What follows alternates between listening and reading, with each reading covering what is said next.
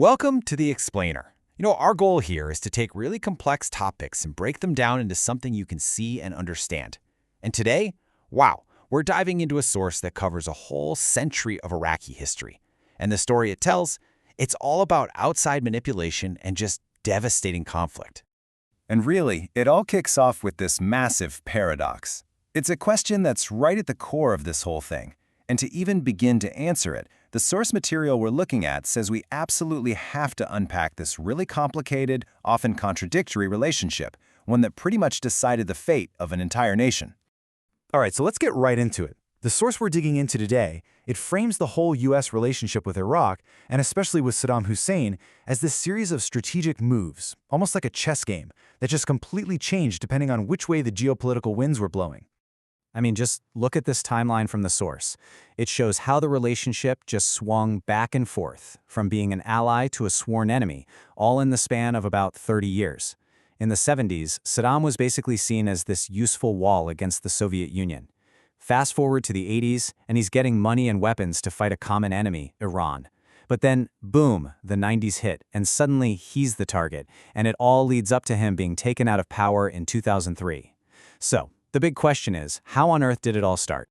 Okay, so to answer that, we've got to rewind all the way to the beginning, because according to this source, Saddam's rise to power, well, it wasn't just some local political thing. The claim is that it was actually carefully orchestrated from the outside. The whole goal, this analysis argues, was to pull Iraq away from the Soviet Union's influence. And Saddam, well, he was this ruthless, ambitious guy in the Ba'ath Party, and he was seen as the perfect tool to get the job done. So the source alleges that with a green light from the West, he just rapidly took control of everything, and by 1979, he was president. So, once he had a firm grip on power in Iraq, Saddam's ambition, at least as this source tells it, didn't stop at his own borders. Oh no, it spilled right over. And that's what kicked off the very first of three absolutely devastating conflicts that we now know as the Gulf Wars. Okay, let's break this down a bit. Saddam attacks Iran right after its 1979 revolution, and this analysis presents it as him seeing a moment of total chaos, a perfect opportunity to make himself the top dog in the Arab world. And you know who was backing him with weapons and billions of dollars? The US and Kuwait, because they were terrified of Iran's new government. But wow, the war was a total catastrophe. We're talking an 8-year-long bloodbath, 2 million casualties, no real winner. And it left Iraq with a mountain of debt. So, completely drowning in debt from that war, Saddam turns his eyes to one of the countries that had been bankrolling him, Kuwait. But here's the twist. The source we're looking at claims this wasn't just a straightforward invasion.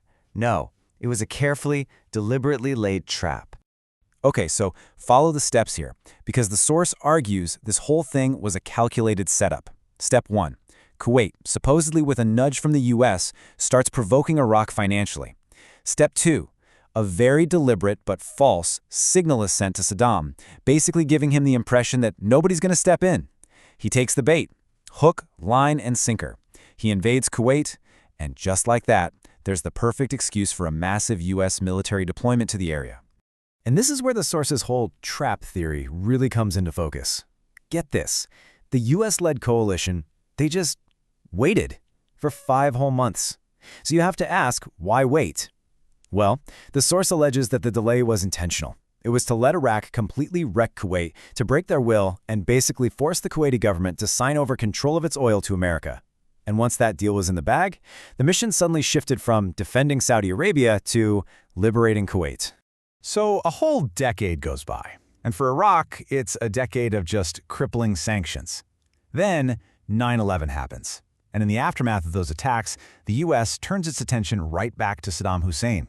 And that set the stage for the final act. Right, and this is so critical. There's this huge gap between the official story and the motives that this source alleges were the real drivers. The public reason for the invasion? Oh, it was all about weapons of mass destruction and liberating the Iraqi people. But the source we're examining, it claims the real goals were all about money, grabbing Iraq's huge oil and gold reserves and forcing the country into the US dollar system. The invasion itself was fast. Saddam was captured. But what came next, according to the source, was a kind of chaos that was even more brutal than his own regime. And the human cost, the numbers detailed in this source are just staggering. The analysis we're citing points to a death toll of over 1 million people. Just Try to wrap your head around that. That's like entire cities worth of people just gone in the chaos that followed. And it wasn't just the loss of life. An entire society was literally torn from its roots. This source documents 8 million people, 8 million, forced from their homes. And that, as you can imagine, created this massive refugee crisis not just inside Iraq, but all across the region. And it was something that would shake the stability of the entire area for years and years. The source also goes into some really horrific details about widespread atrocities, including the claim of 60,000 women being raped by occupying forces. And according to this analysis, these acts didn't just disappear. They created this deep, burning anger and a desire for revenge that became the direct fuel for the new waves of violent extremism that boiled up out of all that chaos. Okay, so at this point, the source really pulls back to show the big picture. It argues that what happened in Iraq, it wasn't just some isolated mistake or a series of bad calls. No, it was part of a pattern, a repeatable geopolitical strategy, a kind of blueprint for keeping global power. And here's how that blueprint works, according to the source. Step 1. A former colonial power, like Britain, comes in and draws these artificial lines on a map. And these new borders, they're designed to create instability, to create tension between different ethnic or religious groups.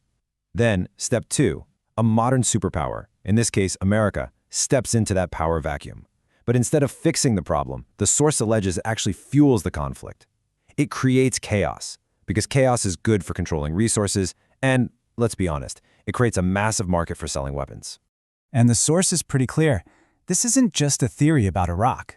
It's a pattern they claim has been repeated all over the world. You look at the division of Palestine, the conflicts in Syria, Afghanistan, Pakistan. This analysis says it's the same two-step playbook every single time. Create a division, then exploit the chaos that follows for your own economic and strategic advantage.